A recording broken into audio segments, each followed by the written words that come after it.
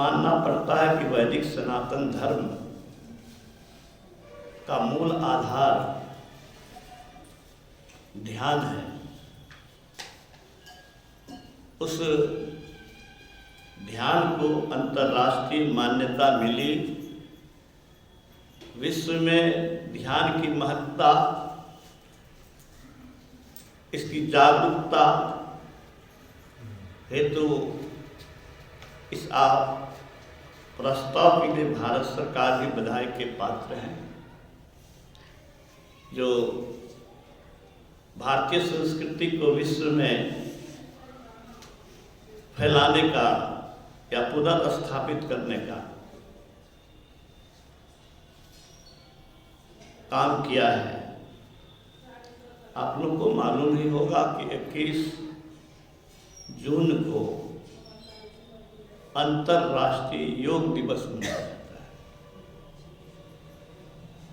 और 21 दिसंबर को ठीक 6 महीने के बाद उत्तरायण के प्रवेश होने पर, जिसको कि ध्यान और आंतरिक साधना के लिए शुभ मुहूर्त माना जाता है हमारे धर्मशास्त्रों के अनुसार,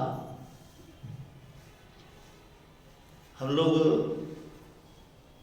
पढ़ते सुनते आ रहे हैं कि विश्व पितामह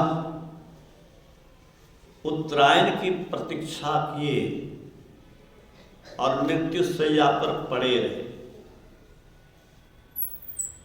तो उत्तरायण आने पर ही उन्होंने शरीर का त्याग किया।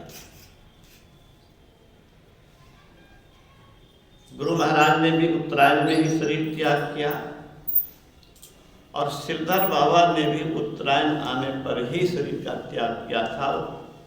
लिखा गया था उस समय कि उत्तरायण की शायद प्रतीक्षा कर रहे थे। तो जो भी हो, लेकिन हमारे धर्मशास्त्रों में उत्तरायण का प्रवेश आज के दिन से है और योग दिवस दक्षिणायन के प्रवेश पर होता है 21 जून को। तो ध्यान की महिमा का कौन बखान कर सकता है। भगवान बुद्ध ने कहा, ज्ञान बिना ध्यान नहीं या ध्यान बिना ज्ञान नहीं। ज्ञान और ध्यान जो रखते हैं दोनों वो निर्वाण के समीप है। निर्वाण का अर्थ ही है सारे दुखों से छूट जाना, बंधन मुक्त हो जाना, स्वतंत्र हो जाना, ईश्वरत्व पा लेना। शब्दांतर है लेकिन तथ्यांतर नहीं है। हम लोग शरीर संसार के बंधन में हैं और इस बंधन में रहकर कोई चैन से रह नहीं सकता। इसके लिए बहिर्मुखी से अंतर्मुखी होना अनिवार्य है। जब तक हम संसार से जुड़े रहेंगे, संसार के दुष्प्रभाव से, भयंकर प्रभाव से बच नहीं सकते। चाहे हम कितनी भी व्यवस्था भौतिक जगत में कर लें, अंत में खाली हाथ जाना पड़ेगा। शून्य से आए थे अबोध असहाय शिशु बन करके, और फिर असहाय बन करके, शरीर इंद्रियों से बिल्कुल कमजोर होकर के, लाचार होकर के दुनिया से जाएंगे। जाने वाले होते हैं सब। और जीवन में भी कितनी विपत्तियां, कितने कष्ट कराहने, छटपटाने का अवसर आता है, यह किसी से बताने की जरूरत नहीं है। सब स्वयं भुक्तभोगी है। बड़ी आवश्यकता है कि हम इन दुखों के कारण को जानें और इसके निवारण को जानें। तो कारण और निवारण का ज्ञान इस सत्संग में होता है, और इसका ज्ञान लेने के बाद इस शरीर को जब तक आध्यात्मिक प्रयोगशाला बना करके शरीर इंद्रियों के घेरे से अपने को ऊपर नहीं ले जाएंगे, तब तक दुख से हम बच नहीं सकते हैं। बड़ी आवश्यकता है कि हम इस ज्ञान को दूसरे के बीच भी ले जाएं। गुरु महाराज जर्जर अवस्था में भी सत्संग का कार्यक्रम इसलिए करते थे कि लोग दुखों के कारण और उनके निवारण को जाने और अपना कल्याण का पथ प्रशस्त करें। मैं फिर से कहता हूं कि हम भारतीयों के लिए बड़ा गर्व का विषय है और विश्व के लिए ये शुभ समय मैं मानता हूं, शुभ निर्णय मानता हूं कि इससे विश्व में शांति सौहार्द का वातावरण भी बनेगा। बड़े दुख के साथ मैं कहना चाहता हूं कि वैदिक हो कि इस्लाम हो कि ईसाई हो, मूल से भटक गया है। हमारे ऋषि मुनि राम, शिव, कृष्ण, संत महात्मा को कौन कहे, ईसाई धर्म के जो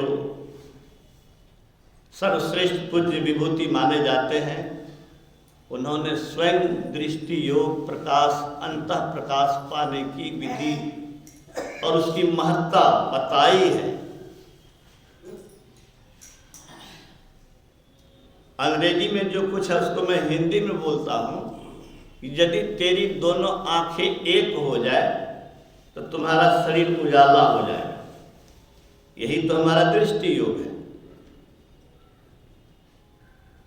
तो ऐसा नहीं है कि वैदिक धर्मावलंबी, और यह भी हमको जानने में आता है पढ़ने से, ईसा मसीह स्वयं भारत आए हैं और यहाँ के शास्त्रों का अध्ययन किए हैं, अनुशीलन किए हैं, और मैं समझता हूँ कि वहीं से प्रेरणा लेकर के उन्होंने अंतः प्रकाश पाने की कोशिश की होगी, पाया होगा। और जिस सार शब्द के ज्ञान के लिए गुरु महाराज को वर्षों भटकना पड़ा, उसकी भी प्रेरणा भारत से ही मिली होगी, और जिसके जो उनका यह वक्तव्य प्रमाणित करता है कि वो शब्द खोजी थे। उन्होंने लिखा है, in the beginning there was word, the word was with God and the word was God. सृष्टि के प्रारंभ में शब्द था,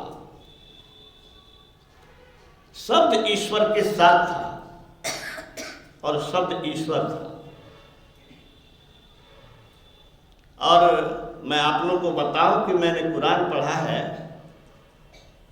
और कुरान में लिखा हुआ है कि हजरत मोहम्मद हेरा की गुफा में जाकर के ध्यान किए।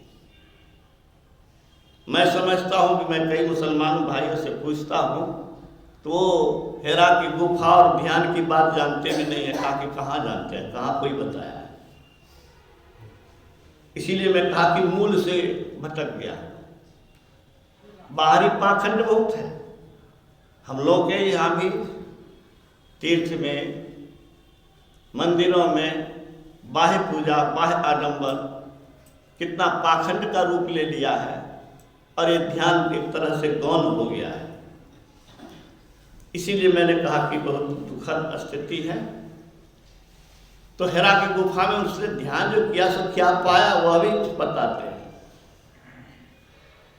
उनके शब्द को मैं रखूं तो उन्होंने कहा कि काला पत्थर दिखाई दिया और मेरे अभ्यास के दौरान वो काले पत्थर टुकड़े टुकड़े हो गए, तारे नजर आए। हम लोग भी तारा की बात सुनते हैं, तो मोहम्मद साहब भी तारा की बात किए और उन्होंने कहा है कि गैबी आवाज हुई, ईश्वरीय आवाज हुई। तो संत मत, ईसाई मत और मुसलमान के जो धर्म है, इस धर्म के संस्थापकों में ये ज्ञान रहा है और हम सबके अंदर में वह ब्रह्म ज्योति ब्रह्मनाद है, जिसको पा करके हम निहाल हो सकते हैं, सारे दुखों से छूट सकते हैं। और उसको पाने के लिए ध्यान की अनिवार्यता है।